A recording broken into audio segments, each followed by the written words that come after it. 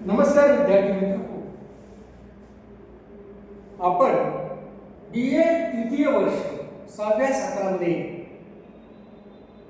भूगोल विषयाच्या अनुषंगाने असणारा आपला पेपर साधन संपत्ती भूगोल या साधन संपत्ती भूगोल म्हणजे रिसोर्सेस जिओग्राफी या पेपरचा या ठिकाणी आपण विचार करत मित्र, साधन संपत्ती भूगोलाचा विचार करत असताना आपण साधन संपत्ती भूगोलाचं वर्गीकरण त्याच्या अस्तित्वावरून तिचं वर्गीकरण करण्याचा प्रयत्न या ठिकाणी केला आणि त्यामध्ये वर्गीकरण करत असताना आपण पहिला प्रकार साधन संपत्तीचा बघितला तो म्हणजे पुनर्विकिरणीय साधन संपत्ती, की ज्या साधन संपत्तीची निर्मिती निसर्गचक्राद्वारे किंवा मानवाद्वारे अल्पकाळात होऊ शकते अशा साधन संपदाचा आपण पुनर्विकिरणीय साधन संपदा असं म्हणतो आणि या साधन संपदेचा आपण विचार अगोदरच्या काळामध्ये केला। या साधन संपदेमध्ये जल असेल, मृदा असेल, वनस्पती असेल, प्राणी असेल, या सर्व साधन संपदेचा विचार आपण केलेला आहे। आजच्या स्थितीमध्ये त्यांची काय स्थिती आहे हे देखील आपण मागील तासामध्ये बघितलेलं आहे। आज आपल्याला अपुनर्निर्माणक्षम किंवा अपुनर्विकिरणीय साधन संपदा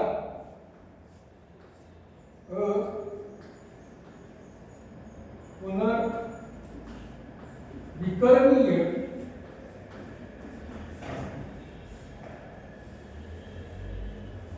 साधन संपदा व साधन संपत्ती व पुनर्विकिरणीय साधन संपत्तीचा विचार आपल्याला आजच्या तासामध्ये करायचा आहे। मग पुनर्विकिरणीय साधन संपत्ती म्हणजे काय? तर जी साधन संपत्ती एकदा वापरल्यानंतर कायमची नष्ट होते किंवा ज्या संपत्तीची निर्मिती करणे पुन्हा निर्मिती करणे कठीण असते त्यांना आपण अपुनर्विकिरणीय साधन संपदा असे म्हणतो। अपुनर्विकिरणीय साधन संपदा आपण कोणत्या साधन संपदेला म्हणतो? तर ज्या साधन संपत्तीची निर्मिती करणं एकदा वापरल्यानंतर त्या साधन संपत्तीची पुन्हा निर्मिती करून हे अतिशय कठीण असतं। त्यांची किंवा ती साधन संपत्ती ही कायमची नष्ट होते अशा साधन संपत्तीला आपण अपुनर्विकिरणीय साधन संपत्ती असं आपण या ठिकाणी म्हणतो। मित्र, यामध्ये मग कोणती साधन संपत्ती आहे की जी एकदा वापरल्यानंतर नष्ट होते किंवा पुन्हा तिची निर्मिती करणं हे कठीण असतं? मग यामध्ये येतात विविध प्रकारची जी काही खनिजे आहेत, त्यामध्ये लोह खनिज, दगडी कोळसा, तांबे, खनिज तेल इत्यादी ज्या काही साधन संपदा आहे या साधन संपदेचा एकदा जर आपण वापर केला, साधारणतः आपण पाहतोय की एक साधं उदाहरण घेऊ, खनिज तेल जर एकदा आपण वापरलं तर त्याचा फक्त धूरच हा बाहेर निघतो। खनिज तेल हे पूर्णतः नष्ट आणि त्या खनिज तेलाची निर्मिती करणं हे मानवाला आज शक्य नाही। कारण का? त्याच्या निर्मितीसाठी लाखो वर्षाचा काळ या ठिकाणी लागतो। कारण अगदी प्राचीन काळी लाखो वर्षापूर्वी जे काही जैविक पदार्थ होते, हे जैविक पदार्थ भूपृष्ठाखाली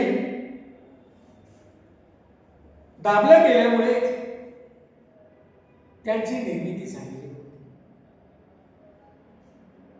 मग अशी प्रक्रिया पुन्हा करणं हे मानवाच्या हातामध्ये नाही, किंवा मानवाला असं करता येत नाही, शक्य नाही. कारण जर जमिनीची उलथापालथ करायची असेल तर मानव देखील या ठिकाणी नष्ट होईल.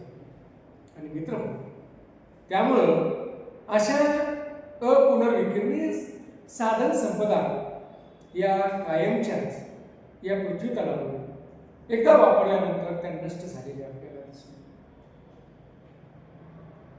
त्यामुळं त्यांचा वापर संतुलित करणं, त्यांचा वापर योग्य पद्धतीने करणं, एवढाच काय विचार, एवढंच काय काम हे मानव त्या ठिकाणी करू शकतो.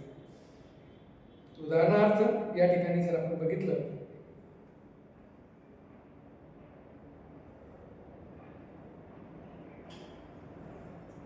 की आपण हे जे काही जीवाश्म इंधन आहे या इंधनाचा कमीत कमी आणि सुनियोजित वापर जर केला तर जे इंधन सध्या स्थितीमध्ये पृथ्वीच्या भूगर्भामध्ये आहे त्यांचा वापर आपल्याला अनंत काळपर्यंत या ठिकाणी करता येईल. परंतु जर आपण भरमसाठपणे त्यांचा वापर केला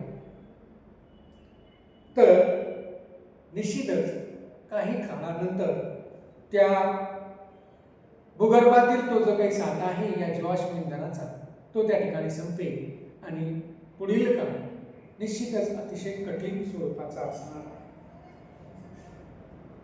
मित्रहो, यापैकी काही खनिजे यांचा जर आपण विचार केला की त्यामध्ये तांबे आहे, बॉक्साईट आहे, पारा आहे, ही जी काही धातू आहे, तसेच अभ्रक, ही जी काही अनुत्तरक्षम क्षमता पुनर्विक्रमणे जरी ही साधन संपत्ती असली तरीही ती पुनर्चक्रीकरणास योग्य अपुनर्निर्माणक्षम साधन संपदा आहे. म्हणजे याचा वापर केला तर ती एकदाची नष्ट नाही होत, पुन्हा तिच्यावर प्रक्रिया करून आपण वापरू शकतो. मात्र ज्या ठिकाणाहून आपण काढली ती साधन संपदा त्या ठिकाणी मात्र पुन्हा ती निर्माण होणार नाही. मात्र काढलेल्या साधन संपत्तीचा आपण कितीही वेळेस वापर या ठिकाणी तिच्यावर प्रक्रिया करून पुनर्चक्रीकरणाची प्रक्रिया करून ती किती वेळेस आपण या ठिकाणी वापरू शकतो. म्हणून या साधन संपदा या अविकीर्ण जरी असल्या तरी पुनर्चक्रीकरणास योग्य असलेल्या आपल्याला दिसतात. तर मित्रहो, अशा पद्धतीनं या ठिकाणी आपण पुनर्विक्रमी साधन संपत्ती आणि अपुनर्विक्रमी साधन संपत्ती अशा दोन साधन संपत्तीचा विचार या साधन संपत्तीच्या वर्गीकरणाच्या माध्यमातून या ठिकाणी आपण बघितलेला आहे. तर मित्रहो, आजच्या तासामध्ये आपण अपुनर्विक्रमी साधन संपदा, त्यामध्ये खनिज तेल असेल, दगडी कोळसा असेल, की यांची एकदा आपण वापर केला की ते कायमचेच या ठिकाणी नष्ट होतात. मात्र तांबे, लोह खनिज यांचा वापर आपण परत करू शकतो. मात्र ज्या खाणीतून आपण ते काढलेलं आहे त्या ठिकाणी मात्र त्यांची पुन्हा निर्मिती होणं शक्य नाही. कारण या निर्मितीसाठी लाखो वर्षाचा कालखंड या ठिकाणी लागतो आणि लाखो वर्षाचा कालखंड, मानवाचं आयुष्य 100 वर्षाचा आहे आणि त्यामध्ये लाखो वर्षाचा कालखंड जर लागत असेल तर निश्चितच या ठिकाणी या मानवाच्या हातामध्ये या साधन संपत्तीची निर्मिती करणं शक्य नसलेलं आपल्याला दिसून येतं. तर मित्र, आजच्या तासामध्ये आपण अपुनर्विक्रमी साधन संपदा या ठिकाणी बघितली आहे. धन्यवाद.